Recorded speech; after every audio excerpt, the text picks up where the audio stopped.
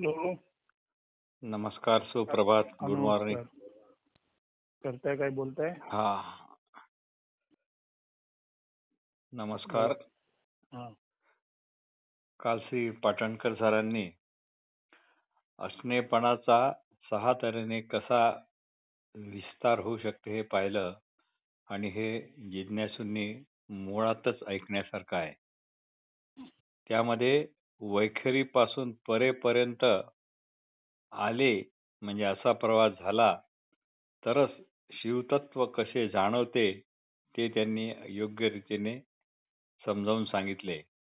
आणि असे जे समजणे असते त्या समजाचा तेज साधू लोकांच्या चेहऱ्यावर आभामंडळ म्हणून दिसू लागतो ते पण त्यांनी सांगितले.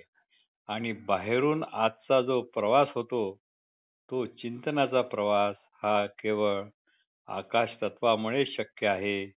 त्यामुळे चिंतन करता येते. आणि असे जो चिंतन करतो तो चिंतन करता करता जे चिंतन आहे तेच तो होतो आणि त्याच्याच समाधानाचे तेज म्हणजे हा आरा होय. मागच्या पण भागात आणि या भागात पण षडविकार हे कफ पित्त वात कसे निर्माण करतात आणि एकमेकावर कसे अवलंबून आहेत ते पण त्यांनी समजावून सांगितले. त्याचबरोबर प्रत्येगात्माबद्दल चर्चा झाली. देह असून विदेही कसे होता येईल याचेही मार्गदर्शन मिळाले. ज्ञानी माणसाचे लोकांना मार्गदर्शन करणे हेच एक काम आहे याचा पण उल्लेख झाला. शेवटी पूर्ण असणे पण ज्ञात होणे म्हणजेच आत्मज्ञान आणि हाच संदेश देणारे जे असतात ते संदेश वाहक हे जणू ईश्वरी कार्यच करत असतात. आणि रूप आकार गुण जणू या ही त्रिपुटी किंवा हे 3 गुण त्या तेजात जाळण्यात येतात आणि मग शरीर विरहितपणाचा अनुभव येतो. आणि त्याचे तेज इतके प्रभावी असते साधू लोकांच्या चेहऱ्यावर की लोक आपोआप अशा संतांकडे खेचले जातात. आता पुढे. धन्यवाद पाजमारे साहेब. आज आपण असले पण साचले पण माया आणि मायेचं निराकरण गोष्ट तीच आहे, फक्त वेगळ्या पद्धतीने सांगायची.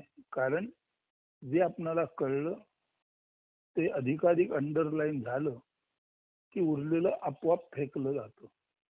जसं आता झमाझम पाऊस कोकणात पडतोय. कोकणातला झमाझम पाऊस कोकणातलं साचले पण गलिच्छ पण अनायसे नाहीसे करतोय, म्हणजे पृथ्वीवर साचले पण. आता ते पृथ्वीवरच्या उत्तम मार्गातील खड्डे असोत नि त्यात स्थल असो किंवा महत् प्रयासाने आपण बऱ्याच चांगल्या गोष्टी केल्या केल्या केल्या मिरवतो आणि पावसामध्ये त्याचं मूळ रूप उघड होतं आणि मेकअप जातो आणि आपलं मूळ विद्रूप रूप उघड होतं. म्हणजे याचा अर्थच असा आहे, झमाझम पडणारा पाऊस आपण तथाकथितरित्या सुयोग्य आहोत, आपण अति उत्तम आहोत, आपण सर्व काही कार्य छान केलंय असं समजणारे जे आपण लोक असतो, तर आपलं हे मेकअप ब्युटी आहे किंवा आपलं हे जे दांभिक दर्शन आहे ते दांभिक दर्शन तसं नाहीसं होतं. जसं झमाझम पावसामुळे आपले खड्डे, आपले रस्ते, आपले राजमार्ग हे जे काही आपले उत्तम उत्तम मार्ग आहेत त्याचं स्वरूप उघडं होतं. तसंच आपल्या असणेपणामुळे त्याच्या जाणण्यामुळे आपलं साचलेपण नाहीसं होतं. झमाझम पावसामुळे आपल्या रस्त्याचं सुशोभित दर्शन मुळात कसं विशोभित आहे, कशी ती रंगसफेदी आहे लक्षात येतं. आणि आपलं आजूबाजूचं परिसराचं रस्त्यांचं आपल्या प्रगतीचं रूप जसं झमाझम पाऊस आल्यानंतर आपल्याला दिसतं आणि वाटतं अरे एका पावसातच हे सर्व आपले राजमार्ग अगदीच खड्ड्याने भरलेले आहेत हे जसं आपल्याला दिसतं. तसंच असणेपणाचा जर पाऊस पडला म्हणजे ज्ञानवृष्टी झाली, ज्ञानवृष्टी मेघवृष्टीप्रमाणे बरसली, तर असणेपणाच्या पावसात आपणाला साचलेपण दिसतं. आणि असणेपणाच्या पावसात साचलेपण दिसलं की साचलेपण हे वरवरच आहे, त्या अर्थाने ते ताबडतोब टाकलं पाहिजे, हाही ज्ञानाचा संकेत आपणाला मिळतो. आणि हा संकेत खरं बघायला गेलं तर प्रत्येकालाच मिळतो. परंतु परंतु प्रत्येक जण ते साचलेपण टाकत नाही. कारण साचलेपणामध्ये, बहुमताबरोबर राहण्यामध्ये, झाल्यानंतर एक गठ्ठा राहण्यामध्ये, आपल्या जातीत, जाती समूहात, लोकसमूहात, राज्यात, प्रांतात, धर्मात आपलं आपलं आपलं आपलं आपलं आपलं असं जे काय आहे, जे खरं साचलेपणच आहे, त्याच्या राहण्यामध्ये आपणाला सुरक्षितता वाटत असते. परंतु ही सुरक्षितता पिंजऱ्यात अडकलेला पोपट जसा म्हणतो मी पिंजऱ्यात सुरक्षित आहे, मला दाणा पाणी ऐकता मिळत आहे, मला काही काम करावं लागत नाही, त्यामुळे पिंजरा हेच माझं सुखनिवास आहे, असं जसं पोपट म्हणतो, तसं साचलेपण हेच जणू काही आपलं सुरक्षित राहणं आहे किंवा साचलेपणात राहणं, यालाच आपण सुखनिवास म्हणतो. आणि या साचलेपणातून, साचलेपणा दूषित आहे कळून सुद्धा आपण साचलेपणाच्या बाजून उभे राहतो, साचलेपणाला आपण पाठिंबा दर्शवतो. आणि सर्व चुकीच्या गोष्टींना जेव्हा म्हणजे साचलेपणाला आपण पाठिंबा दर्शवतो, तेव्हाच खऱ्या अर्थाने आपल्या अस्तित्वाचा कणा म्हणजे शरीराचा कणा म्हणजे पाठीचा कणा, आणि आपल्या अस्तित्वाचा कणा म्हणजे अर्थातच आपलं असणेपण, जे असणेपण म्हणून सर्व व्याप्त आहे, सर्व शक्तिमान आहे, सर्वज्ञ आहे, स्वतंत्र आहे, समत्वाने परिपूर्ण आहे, आणि सर्वाभूती सर्वताही सदा सर्वदा त्याचं असणेपण हे प्रेमरूप आहे. हे जे आपलं असणेपण आहे, हा खराखुरा मानवाच्या, आता मानवाच्या म्हणताना संपूर्ण जीवाच्या अस्तित्वाचा असणेपणा या 6 गुणामध्ये आहे. आणि मानव ज्या अर्थी उत्क्रांतीच्या टप्प्यावरचा सर्वोच्च आजपर्यंतचा नमुना परमेश्वराने उत्क्रांतीच्या टप्प्यावर निर्माण केलेला सर्वोत्कृष्ट नमुना म्हणून जर माणसाकडे पाहिलं जाईल, तर माणसाने आपल्या अस्तित्वाचा कणा विसरता कामा नये. म्हणजेच ध्यानाला बसताना सहज ध्यान, सहज ज्ञान, सहज सुषुम्नेतून ध्यान चालू असताना सांगितलेलं आहे केवळ एकच, की फक्त आणि फक्त पाठीचा कणा ताठ ठेवा आणि बसा. हा जो ध्यानाला बसताना पाठीचा कणा ताठ ठेवावा लागतो, तसंच ज्ञानी माणसाला सत्याचं दर्शन होताना त्याच्या असणेपणाचा जो कणा आहे, तो कणा ताठ ठेवावा लागतो. त्याच्यामध्ये या किंवा त्या निमित्ताने, सुरक्षेच्या निमित्ताने, भीतीच्या निमित्ताने, दडपशाहीच्या निमित्ताने, मी खरं बोललो आणि वेगळा झालो तर माझे कोण हालाल करून मला मारेल, या भीतीमुळे कुठल्याही निमित्ताने तडजोड न करता जो असणेपणा समजून घेतो, तोच खऱ्या अर्थाने असणेपणा लोकांपर्यंत न्यायचं काम करतो. अर्थात असा असणेपणा लोकांपर्यंत नेताना अनेकानेक ज्ञानी माणसं कधी कधी चुकीच्या मार्गाने गेलेली आहेत. काही जणांनी हे शुद्ध ज्ञान देताना हिंसेचा जो मार्ग अवलंबिला आहे, तो मात्र निश्चितच टाकाऊ आहे. कारण हे असणेपणाचं ज्ञान ज्यांना द्यायचं, ती माणसंच जर मारली गेली का, तर ते आपलं शुद्ध रूप समजून घेत नाहीत. म्हणून ते शुद्ध रूप समजून घेत नाहीत. किती पटवलं, किती समजावलं तरी ते सत्य अवलंबत नाहीत. म्हणून जर कोणी त्यांनाच मारून टाकेल तर मात्र ती गोष्ट विपरीत आहे. म्हणून सत्य सांगणाऱ्याने सत्याचा आग्रह धरून त्याचं प्रतिपादन जरूर करावं, असणेपणाचं शुद्ध ज्ञान जरूर द्यावं, साचलेपण जरूर दाखवावं. परंतु माणसं साचलेपणा टाकत नाहीत. म्हणून जर त्याने चिडचिडाट केला किंवा आपल्याजवळ असलेलं कमी जास्त बळ वापरून दांडगाई केली, दडपशाही केली, हुकुमशाही केली आणि काही माणसं तर त्याचा वापर करून माणसालाही मारतात. असं जर केलं तर अशी माणसं धर्मसंस्थापक म्हणता येत नाही. कारण धर्म ज्यांच्यासाठी आहे ती माणसंच जर मारायची म्हटली तर तिथे धर्माची स्थापना झाली असं म्हणता येत नाही. आणि धर्म म्हणजे काय? धर्म म्हणजे ज्याच्यामुळे धारणा होते ते. आता धारणा करतो तो धर्म म्हटल्यानंतर तो धर्म म्हणजे काय आहे? परत सांगतो, तो धर्म सर्व व्यापकता किंवा सर्व व्याप्तता झाल्यानंतर सर्व शक्तिमानता, सर्वज्ञता, स्वातंत्र्य, समत्व आणि सर्वाप्रती प्रेम म्हणजे आत्मीयता. जर सर्वाप्रती प्रेम आणि आत्मीयता असेल तर कुठलाच धर्मसंस्थापक हिंसेचा संदेश अंमलात आणणार नाही किंवा देणार नाही. हे आपण जरूर समजून घ्यावं. सर्वांना जर स्वातंत्र्य आहे आपल्याला मान्य असेल तर कुठलाही ज्ञानी माणूस जरूर सत्य सांगेल, तो असले पण जरूर स्पष्ट करेल, तो साचले पण जरूर दाखवेल, अतिशय टोकाला जाऊन ते दाखवेल. परंतु ते जर लोकांनी कमी जास्त सुरक्षिततेच्या, भीतीच्या, कमकुवतपणाच्या किंवा लोकांच्या ज्याला आपण म्हणतो पाशवी बळाला, त्यांच्या पाशवी शक्तीला, त्यांच्या पाशवी श्रीमंतीला घेऊन जर हे लोकांनी आपलं साचले पण टाकलं नाही तर आपण एक लक्षात घेतलं पाहिजे की जरूर आहे आपणाला विठोबा भेटायचा आहे, पण पोट भरलं नाही तर विठोबा कसा भेटेल?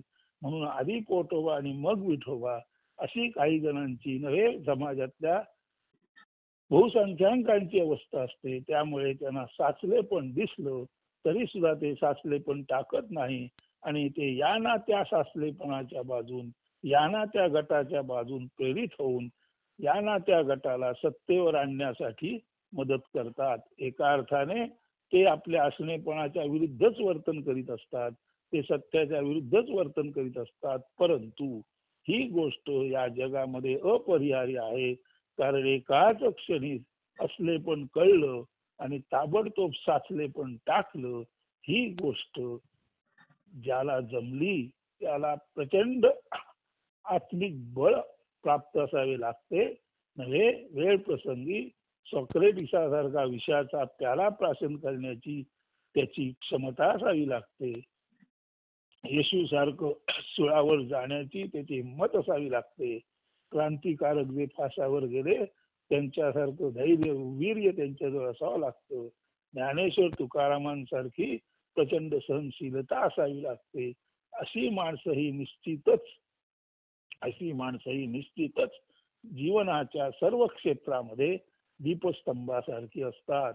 म्हणून सज्जन श्रोतेहो लक्षात घ्या, जे खरेखुरे धर्म जाणतात त्या धर्माचा अर्थ ज्याने जीवनात आपली धारणा होते ते गुण, आणि आत्मा हा आपला धर्म आहे आणि आत्म्याचे गुण पुन्हा पुन्हा यासाठी सांगतो तर आपण काय आहोत हे नीट समजून घ्यावं. म्हणून सर्वच माणसं मूलतः आत्मा, सर्वच माणसं मूलतः चैतन्य आहे आणि त्या चैतन्याच्या स्फोटातून, त्या चैतन्याच्या उन्मनी भावातून, त्या चैतन्याच्या योगारूढ अवस्थेच्या स्फोटातून हे जे बी आहे ते बिंग मध्ये म्हणजे जीवरशेला आलेलं आहे आणि त्यातली सर्वोच्च जीवरशा ही माणसाची आहे. म्हणून तर माणसाला नुसतं बसून काही इच्छा न धरता, काही जाणायची इच्छा नाही, काही मिळवायची इच्छा नाही, फक्त शांत बसून माणसाला हे जमू शकतं. कारण माणसामध्येच आत्म्याचं जास्तीत जास्त प्रतिबिंब उद्भवलेलं आहे. म्हणून जीवामध्ये शिवाचं उद्भवलेलं हे जे प्रतिबिंब आहे त्यालाच ससंवेद्य शक्ती म्हणतात. आणि ससंवेद्य शक्ती हेच आत्म्याचं जीवरूप म्हणून जीवामध्ये आलेलं लक्षण आहे. हे लक्षण वापरून ज्या वेळेला आपण सर्वव्याप्त, सर्वशक्तिमान, सर्वज्ञ, स्वतंत्र, समत्वाने परिपूर्ण आणि सर्वाप्रती सारख्याच प्रेमाने भरलेलो आहोत हे जेव्हा आपणाला कळतं तेव्हा आपणाला असणे पण कळतं. आणि जेव्हा आपणाला असणे पण कळतं तेव्हा आपल्या असणेपणावर आपण जन्माला आल्यापासून सर्वसाधारणपणे पुढे 20, 25, 30 वर्ष ज्या काही गोष्टी भरल्या जातात समाजाकडून संस्कार रूपाने, चालीरीती रूपाने, रूढी रूपाने, झाल्यानंतर वाचन रूपाने, तत्व रूपाने, मार्गदर्शन रूपाने, उपदेश रूपाने, ज्ञान रूपाने, देश रूपाने, प्रेम रूपाने, देशभक्ती रूपाने, ह्या सर्व गोष्टी कळत न कळत शंकराचार्यांनी म्हटल्याप्रमाणे लोकवासना, देहवासना, शास्त्र वासना या तीन तऱ्हेच्या कंडिशनिंग मध्ये मोडतात. आणि लोकवासना, देहवासना, शास्त्र वासना याच्यामध्येच जे कृष्णमूर्तींनी सांगितलेलं सर्वंकष ऑल टाईप ऑफ कंडिशनिंग येतं. आणि ऑल टाईप ऑफ कंडिशनिंग हे आपल्या असणेपणाच्या शुद्ध पायावर उगवलेलं हे जे ज्याला आपण पूर्वी चेष्टे म्हणायचे काँग्रेस गवत, ज्या गवताचा काही उपयोग नाही, जे गवत गुरं खात नाहीत, ज्या गवताचा काही उपयोग नाही, असं हे एक निरर्थक जी गोष्ट आपल्यामध्ये साचलेली आहे, ज्याला आपण संस्कृती संस्कृती म्हणून प्रेमाने कवटाळतो, खरं तर ते एखाद्या विषारी भुजंगाला आपल्या मिठीत घेण्यासारखं आहे. परंतु ते सुद्धा प्रसंग विशेषी वेगवेगळ्या कारणाने नाईलाज म्हणून बहुसंख्य माणसं स्वीकारतात. हरकत नाही, तर माणूस राहायला पाहिजे. आणि जोपर्यंत माणूस आहे तोपर्यंत ज्ञान देणं शक्य आहे. कधी ना कधी माणूस मूळ गोष्ट स्वीकारेल आणि वर आलेली गोष्ट, साचलेली गोष्ट टाकेल. तर साचलेली गोष्ट म्हणजे आपल्यातील सर्व तऱ्हेची लोकवासना, देहवासना, शास्त्र वासना, हे वरचं जे आहे साचलेपण आहे ते आपण टाकायचं आहे. ते साचलेपण येतं कधी? जेव्हा आपण जन्म घेतो तेव्हा आपण ज्या कुळात आलो, गोत्रात आलो, समाजात आलो, देशात आलो, त्या त्या कुळ, गोत्र, जात, पात, समाज, धर्म, देश यांची जी जी प्रतीक आहेत त्या सर्वांना मिळून एकत्रित संस्कृती म्हणतात. आणि ही सर्व प्रतिकात्मक संस्कृती आपल्यामध्ये जी बाहेरून लादली जाते तेच हे साचलेपण आहे. आणि आपल्यावरती हे साचलेपण आलं की आपणाला तळामध्ये असलेलं, ज्याला बेस्ट लाईनला असलेलं, अत्यंत मूलभूत असलेलं आपलं असणेपण दिसू शकत नाही. म्हणून म्हटलेलं आहे माया ही अनादी आहे. याचा अर्थ हे विश्व जन्माला आलं तेव्हाच माया जन्माला आलेली आहे. परंतु माया अनादी असली तरी ती अनंत नाही. याचा अर्थ बघा, जेव्हा पाणी जन्माला आलं तेव्हाच शेवाळ जन्माला आलं. शेवाळ ही माया आहे आणि पाणी हे सत्य आहे. तसंच जेव्हा जीव जन्माला आला आणि प्रामुख्याने जेव्हा पहिला माणूस जन्माला आला तेव्हा माणसाने हे षडगुण संपन्न असलेलं आत्मरूप हे त्याचं असणे पण बेस म्हणून आणलेलं आहे. परंतु माणूस जन्माला आला आणि माणसातून माणसं येताना हळूहळू हळूहळू का होईना प्रदेशाची अस्मिता आली, जातीची अस्मिता आली, गटाची अस्मिता आली, तटाची अस्मिता आली आणि पुढे पुढे ती वाढत आज देशाची अस्मिता, संस्कृतीची अस्मिता, खंडाची अस्मिता, असं हे जगत व्याळ मायेचं रूप आपल्या असणेपणाच्या पाण्यावर आलेलं आहे. म्हणून जेव्हा पाणी आलं तेव्हा शेवाळ आलं, जेव्हा माणूस आला तेव्हा सर्व तऱ्हेचं कंडिशनिंग आलं.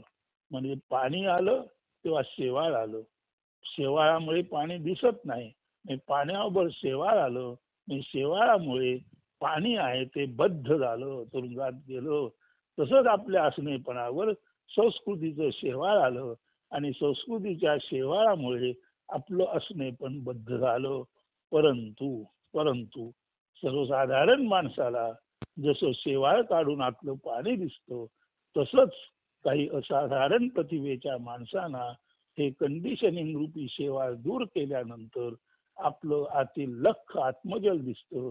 आणि तेव्हाच ते म्हणतात की आपण कोण आहोत. आपण सर्व व्यापक, सर्व शक्तिमान, सर्वज्ञ, स्वतंत्र आणि अर्थातच समत्वाने परिपूर्ण आणि सर्वापती प्रेमभाव असलेले आत्मतत्व आहोत. ही जेव्हा खात्री पटते तेव्हाच शंकराचार्यांसारखी माणसं म्हणतात मी ते अखंड ब्रह्म नव्हे माया जनित प्रकृती आवरण जागृती स्वप्न निद्रानुभवा प्रकाशित करी ऐसे तुरीय चैतन्य सच्चिदानंद परमहंस स्वरूपी सुप्रभाती हृदय संपुटी स्पष्ट अनुभूत जे होई ऐशा आत्मतत्व स्मरण चिंतनी नित्य निरंतर प्रसन्न मी राही. मी ते अखंड ब्रह्म नव्हे माया जनित प्रकृती आवरण. म्हणजे आपला देह, आपला स्थूल देह, सूक्ष्म देह, कारण देह, त्या स्थूल सूक्ष्म देहाच्या बहिर्मुखी वृत्तीमुळे बाहेरच्या गोष्टी आत घ्यायच्या, न तपासता आत घ्यायच्या आणि संस्कृतीचं ओझं आपल्यावर खेळवायचं, नांदवायचं, हेच ते माया. यालाच ती माया म्हणतात. आणि ही माया शंकराचार्यांनी ओळखली. म्हणूनच ते म्हणतात लोकवासना, देहवासना, शास्त्र वासना बुडविती जना त्यजिनिया तिने मुक्त राहितो वासना जयी वासुदेव तो. सर्व तऱ्हेची मायावी आवरण ज्याने झुगारून दिली तो आपल्या शुद्ध असणेपणाकडे, आपल्या शुद्ध आत्मतत्वाकडे तसा वेगाने झेपावतो.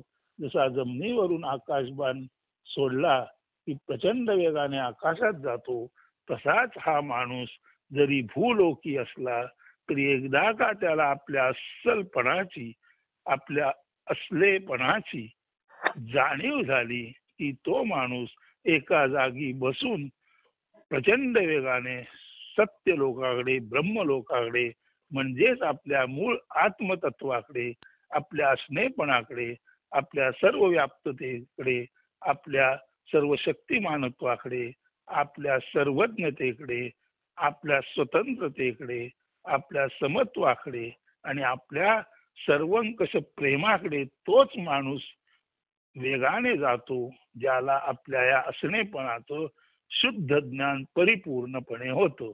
आता शंकराचार्य स्वतः असे गेले. मग काही जण स्वाभाविक प्रश्न विचारतात, मग त्यांनी पंचायतन पूजा का काढली, हे का केली, ते का केली.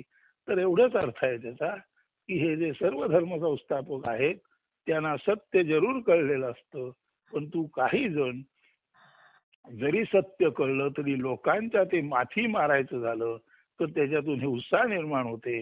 म्हणून शंकराचार्याने सर्वसाधारण पठडीतल्या लोकांसाठी पंचायतन पूजा असो, हे स्तोत्र असो, ते स्तोत्र असो जरी सांगितलं असलं तरी शंकराचार्यांचं खरं खुरं ब्रह्मज्ञान त्यांच्या विवेक चूडामणीमधून दिसतं, जे अर्थातच या तुमच्या पुढे बोलणाऱ्या नगण्य नारायणाने हंसध्वनीमध्ये मांडलेला आहे. त्याचा आपल्याला जरूर परिचय असेल.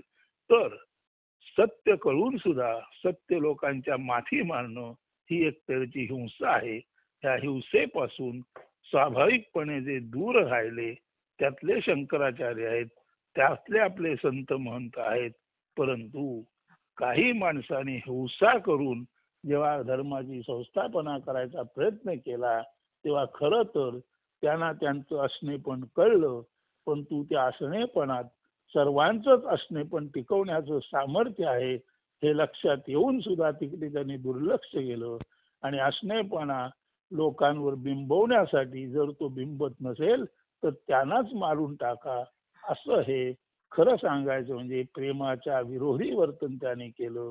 असे लोक ज्ञानी जरूर असतील पण यांना खऱ्या अर्थाने धर्मसंस्थापक किंवा ज्ञानी माणसाला कळलेला धर्म, ज्ञानी माणूस ज्या तऱ्हेने सांगतो त्या तऱ्हेने न सांगता अत्यंत विपरीत वर्तन करणारी अशी जिथे जिथे हिंसा आहे तिथे तिथे अनेकानेक समस्या निर्माण झाल्या, ज्या समस्या आजही जगाला भेडसावत आहेत.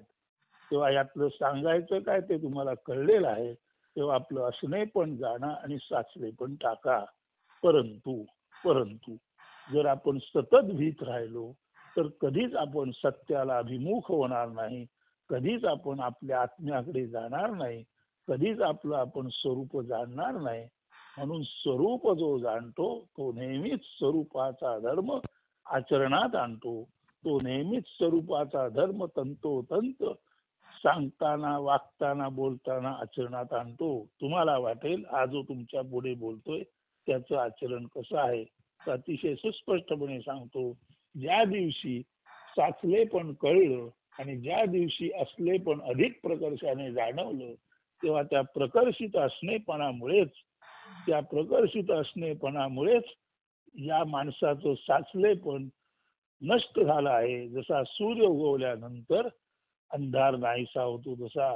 म्हणून जर तुम्हाला तुमचं असलेपण प्रकर्षिततेने जाणवलं तर ती तीव्र असलेपणाची जाणीव, तुमच्या तीव्र स्वरूपाची जाणीव, तुमच्या तीव्र आत्म्याची जाणीव, तुमच्या षटगुण संपन्न अशा आत्मगुण संपन्नतेची जाणीवच तुमच्यातील साचलेपण सर्व बद्धता नष्ट करील. म्हणून साचलेपण ही माया आहे आणि असलेपण हे तत्व आहे. जेव्हा माणूस जन्माला आला तर तो असणेपणा घेऊन आला, तेव्हाच त्याच्याबरोबर साचलेपण एकाच वेळी सुरू झालं. म्हणून जन्माबरोबरच माया आहे, विश्वनिर्मिती बरोबरच माया आहे. अशा अर्थी जेव्हा कधी काळी हे विश्व उद्भवलं, जीवजंतू जन्माला आले, तिथपासून ही माया आहे. म्हणून मायेला अनादी म्हटलेलं आहे. परंतु माया अनंत नाही. म्हणजे जसं पाण्यावरचं शेवाळ लगेच कळलं तसंच उशिरा का होईना परंतु आपल्या असणेपणावरचं साचलेपण माणसाला कळू शकतं.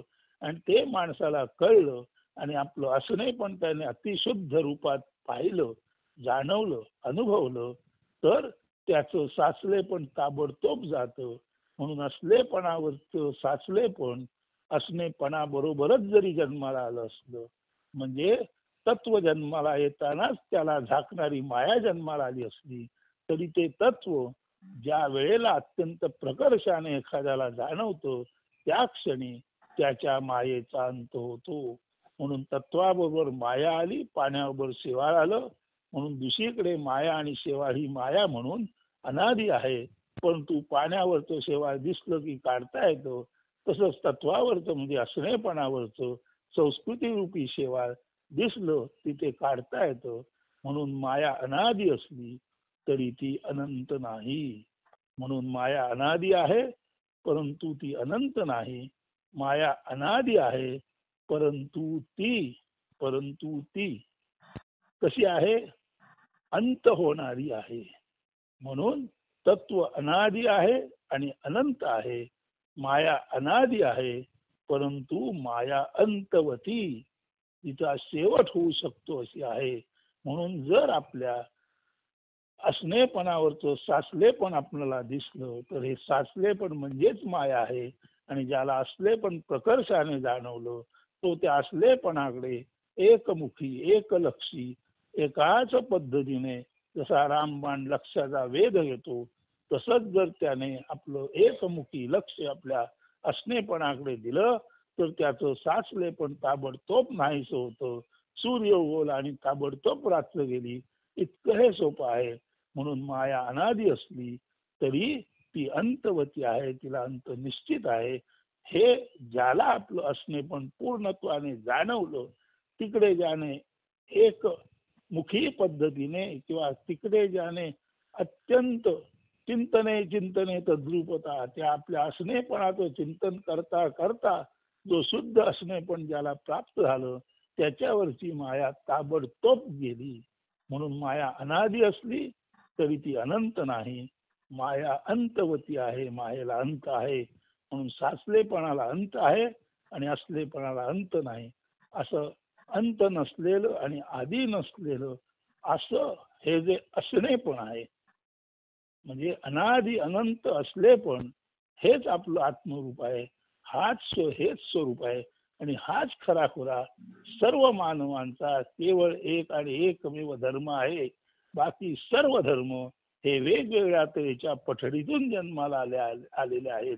त्यांनी थोडाफार जरी समाजाला हातभार लावला असला तरी बऱ्याच अंशी हे सर्व धर्म खऱ्या अर्थाने अवजड झालेले आहेत.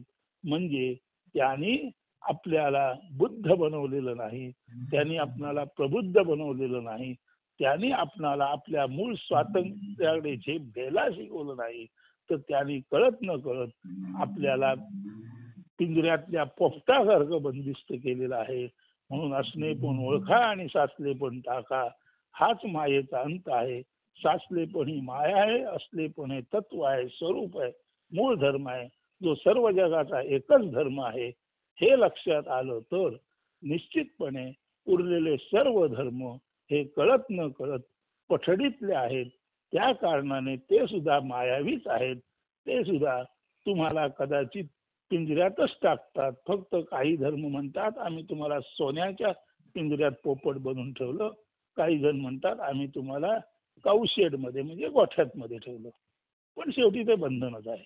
हे जर आपल्या लक्षात आलं तर, आणि हे जर आपण स्वतः जाणण्याच्या प्रयत्नाने सत्याकडे जायचा जर अत्यंत संयमाने, तितिक्षेने आणि निरंतर प्रयत्न केला तर निश्चित आपण बद्ध नाही, आपण बुद्ध आहोत. नुसते आपण बुद्ध नाही, त्याच्याही पुढे जाऊन आपण प्रबुद्ध आहोत. नव्हे, आपण केवळ आणि केवळ विश्वधर्म ज्याच्यात आहे असा आत्मा हेच आपलं केवळ आणि केवळ स्वरूप आहे. आणि आपण खऱ्या अर्थाने आत्म्याच्या षड्गुण संपन्नतेने नटलेले सर्वच आपण खरे आणि खुरे आत्मरूप आहोत. हाच आपला स्वधर्म आहे, हेच आपलं स्वरूप आहे. हे स्वरूप ओळखा आणि पररूप म्हणजे साचले पण टाका.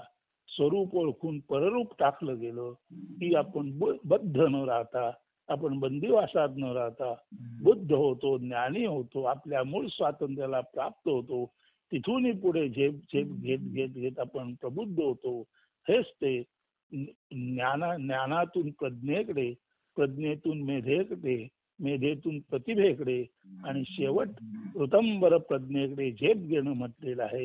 हेच ते सर्वसाधारण बद्धातून बुद्धाकडे आणि बुद्धातून प्रबुद्धाकडे झेप घेणं. हेच ते साचलेपणाची माया टाकून असलेपणाकडे झेपावणं. हेच ते आपल्या स्वरूपाकडे आपण गमन करणे आणि स्वरूपाकडे गमन करून त्या स्वरूपामध्ये गमन करायचं आणि त्या स्वरूपामध्ये रत राहायचं.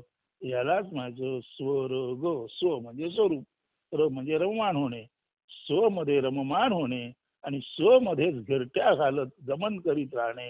हाच तो स्वर्ग आणि हाच तो स्वर्ग जो तुमच्या आमच्या सर्वांचा हक्काच आहे. तो हक्काच आहे, तो आपणाला मिळवायचा नाही. तो हक्काचा आहे ते कसं समजून घ्यायचंय. आपणाला आपला स्वर्ग समजून घ्यायचा आहे, तपासून घ्यायचा आहे आणि पटला तर त्या स्वर्गामध्येच राहायचंय. म्हणजे आपल्याला स्वरूपामध्येच रत राहायचंय आणि तिथेच गमन करायचंय, तिथेच आपण फिरत राहायचंय. म्हणून स्व कळला, त्याचं ते जायचा मार्ग कळला, स्वकडे गमन झालं आणि स्व मध्ये रत राहिला की माणूस स्वर्गात राहतो. हाच तो जीवनमुक्त माणूस, जीवन असून सुद्धा मुक्त असलेला माणूस असतो. आज आपणाला असलेपण, साचलेपण, माया, मायेचं निराकरण, बुद्धातून प्रबुद्ध होणं किंवा बद्धातून म्हणजे बंदिवासातून बुद्ध होणं म्हणजे मुक्त होणं, मुक्तीकडून महामुक्तीकडे म्हणजे आपल्या असणेपणाकडे झेपावणं म्हणजे बुद्ध, प्रबुद्ध, ज्ञान, प्रज्ञा, मेधा, प्रतिभा आणि ऋतंबर प्रज्ञा हे ज्या मार्गाने आपणाला कळलं, हा ऋतंबर प्रज्ञेचा मार्ग म्हणजेच आपला स्वातंत्र्याचा मार्ग, म्हणजेच आपण आपल्या स्वमध्ये गमन करून तिथे राहण्याचा स्वर्गाचा मार्ग आणि जागेपणी जिवंतपणी स्वर्गात राहणं म्हणजेच या पृथ्वीवर असून विदेही राहून, पृथ्वीवर असून सुद्धा स्वर्गामध्ये रममाण ज्याला व्हायचं असतं तो पृथ्वीवर विदेही पद्धतीने राहतो. दिसतो देह परंतु असतो देहाच्या बाहेर.